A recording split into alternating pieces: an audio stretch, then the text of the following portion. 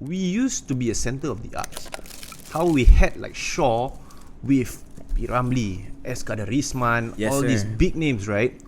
We produce art like nobody business. P. Ramlee was in acting with like Japanese. Yeah. And then people are making songs with outside countries. And then winning world awards. Yeah, and then it just slowly dissipated out. And then Singapore becomes the gap. And then you see Malaysia flourish, Indonesia flourish, but not as a whole, individually. And then you see at K-pop, like 2 decades ago, the fundamentals that they were doing, I'm not sure what it was, because I didn't read much. And then now it becomes a global thing without them compromising on their own culture. Yes, they do adopt hip-hop shit. They turn it into their own. They close the gap lah. Right, like how you've been trying to do in terms of your rap.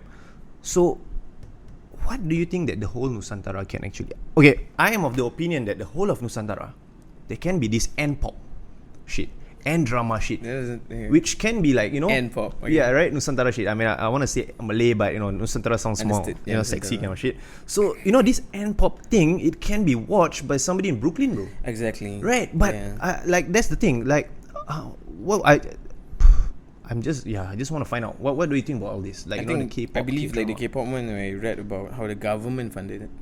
Oh, it was government-driven thing.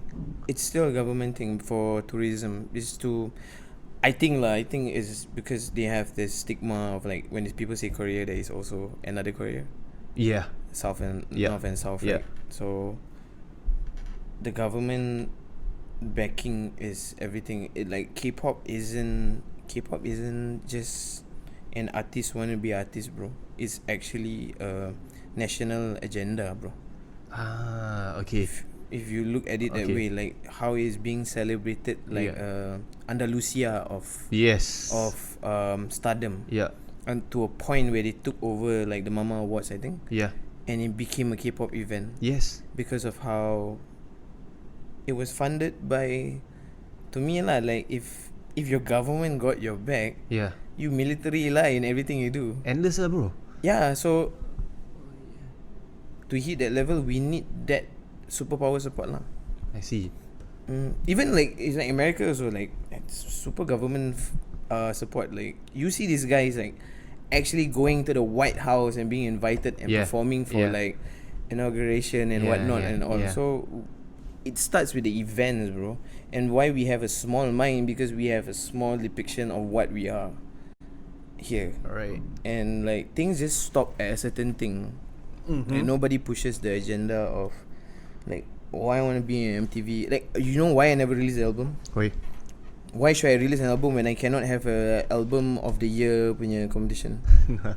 Yeah, right. Why should I like? And that's the ignorant side of why I don't release the album. Yeah.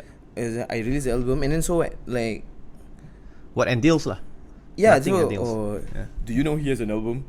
But where's my version of the album of the year stuff? Like other countries who have award shows, they don't have even they don't even have like hip hop album awards, like Malaysia also. Yeah. So those things yang buat like it makes things more interesting. Yeah. If there are things to look forward to. Yeah. You know, it gets boring just doing it for certain people. But this K-pop wave, it's Blackpink now. I don't listen to them lah. I love their stuff. Yeah. But especially Big Bang and Girls' Generation. Best that era was for me lah. It was. So they have something to look forward to. Award shows, winning stuff. You know, even like Alien Air, is it that label? The Dog, is it Doki? Is it? I think. Oh yeah, Doki. Yeah. Yeah, that's like the underground harsh movement. Yeah.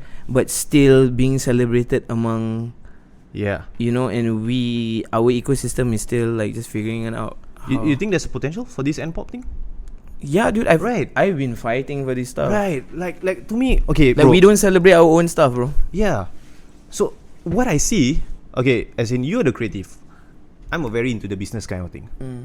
What I can see is just a win-win-win-win, bro. Prosper, bro. Yeah, their tourism go up.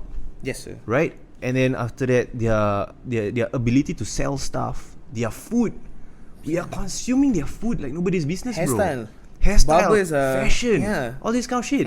You know, so I'm like thinking, when the fuck will be a black guy in US wearing a tanjak, bro. You know, or wearing a samping.